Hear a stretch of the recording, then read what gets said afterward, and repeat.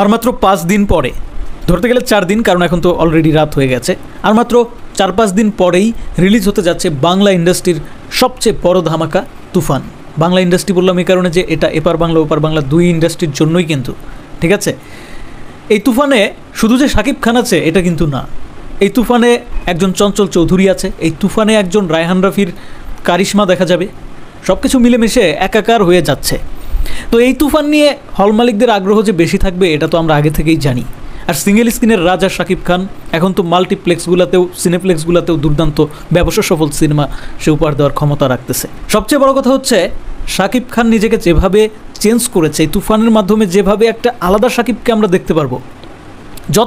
যতবার শাকিব খান নতুন রূপে হাজির হয়েছে ততবার কিন্তু সেটা বুম করেছে।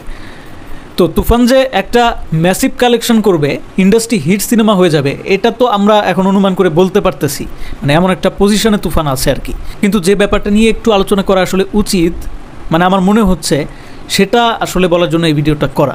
সেটা কি, তুফানের যে কয়টা কন্টেন্ট আমরা ইতিমধ্যে দেখেছি তার মধ্যে এমন কোনো একটা বিষয় কিন্তু মিসিং লাগতেছে যেটা আসলে খুবই প্রয়োজন।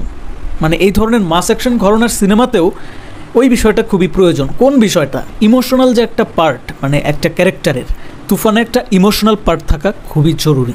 তুফানের গল্প যদি খুব একটা ভালো নাও হয় তারপরেও তুফান বুম করবে, এটাই স্বাভাবিক। মানে তুফান যে বাজেটে নির্মিত হয়েছে সেই বাজেট রিকভার করতে তুফানের খুব একটা সময় লাগবে না, এটা স্বাভাবিক, এটা সত্য, কারণ তুফানের হাইপ একদম তুঙ্গে। কিন্তু এই ধরনের মাস অ্যাকশন ঘরানার সিনেমা, ফুল অ্যাকশন সিনেমাগুলোতেও এই ইমোশনের যে একটা পার্ট থাকে ওই পার্টটা কিন্তু খুবই প্রয়োজন।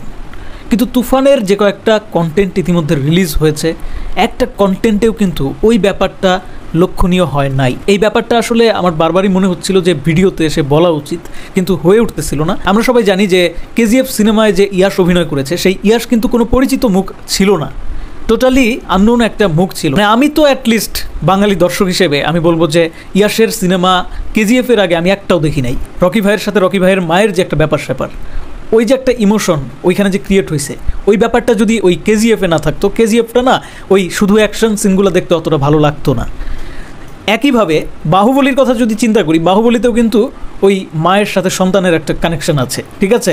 মানে ইমোশনাল যে পার্টটা আছে না, ওই ইমোশনাল পার্টটা খুবই গুরুত্বপূর্ণ।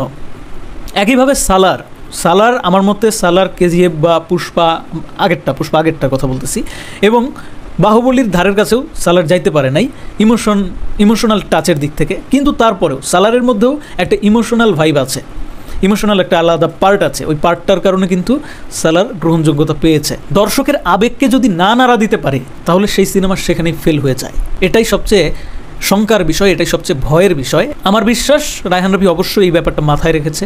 রায়হান রাফি একজন গুণী পরিচালক, তিনি নিশ্চয়ই জানেন যে বাঙালির আবেগ বেশি, বাঙালিকে আবেগে নাড়া দিতে হবে। আবেগকে যদি ঠিকমতো না নাড়া দিতে পারে, শুধু যদি ধামাকাদার অ্যাকশন দিয়েই শেষ করে দেয়, গল্পের গাঁথুনিটা যদি ঠিকঠাক না হয় তাহলে কিন্তু আবার ভেজাল আছে।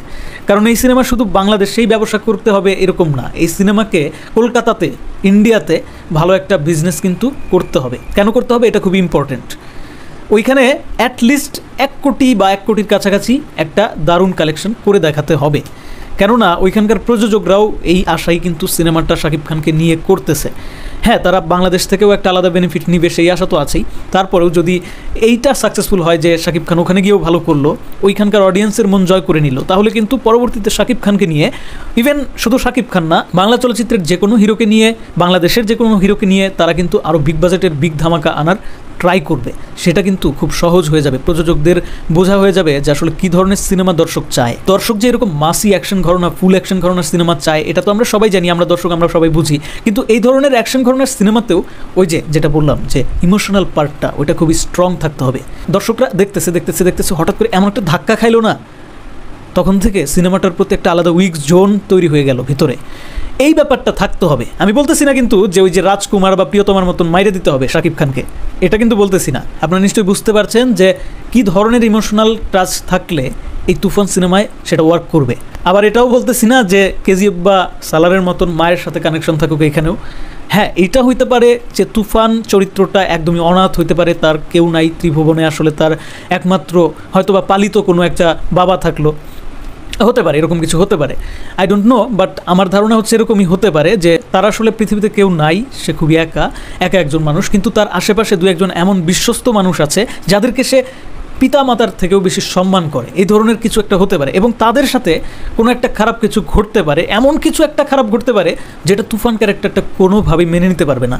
এবং তুফান মেনে নিতে পারবে না ব্যাপারটা এরকম না, যারা অডিয়েন্স, সাধারণ দর্শক, তারা ব্যাপারটা কিছুতেই মেনে নিতে পারবে না। যখন সিনেমাটা দেখবে মনের অজান্তেই চোখ দিয়ে পানি গড়িয়ে পড়বে, এরকম একটা ব্যাপার যদি আসলে এই সিনেমায় থেকে থাকে, এই সিনেমার গল্পে যদি থেকে থাকে, তাহলে আমি আপনাকে 100% শিওরিটি দিয়ে বলতে পারি তুফান সিনেমাটা 50 কোটি ক্রস করবে খুব দ্রুত সময়ের মধ্যে, মানে কোনো হ্যাসেল পোহাতে হবে না। কিন্তু যদি এই সিনেমায় ইমোশনাল টাচের অভাব থাকে, যদি এরকমটা হয় যে আসলে মেকার্সরা এই ব্যাপারটা ঠিক মতো পোর্ট্রে করতে পারলো না, ইমোশনাল ব্যাপারটা থেকেও থাকলো না, এরকম যদি হয় তাহলে সেটা খুবই দুঃখজনক হবে, খুবই হতাশাজনক হবে। কারণ বাঙালি দর্শক এখন ওয়ার্ল্ড ওয়াইড কন্টেন্ট দেখে অভ্যস্ত, তারা আসলে আর কি বলবো, এটা নিয়ে আসলে কি বলবো, সিনেমা আগে দেখে নেই তারপরে বলতে হবে। আমি আশাবাদী, তবে একটা জায়গা থেকেই আসলে এই কথাগুলো বলা যে এতগুলো কন্টেন্ট ইতিমধ্যে রিলিজ হলো, একটা কন্টেন্টেও কিন্তু ওই ইমোশনাল ব্যাপারটা কিন্তু আসলে দেখতেছি না। তবে ট্রেলারটার আশায় আমি আছি, ট্রেলারটা আসলে বুঝতে পারবো যে হালকা পাতলা ইমোশনাল টাচ এই সিনেমাতে আছে কিনা, যেটা আসলে থাকাটা খুবই খুবই খুবই গুরুত্বপূর্ণ। বন্ধুরা, আমি যেগুলো বললাম সেগুলো কি আসলে ঠিক কিনা, একটা ইমোশনাল টাচ খুব গুরুত্বপূর্ণ মনে হচ্ছে কিনা আপনাদের কাছে, কি মনে হয় কমেন্টে অবশ্যই জানাবেন, কারণ কমেন্ট বক্স স্বাধীনতার জায়গা। ধন্যবাদ সবাইকে।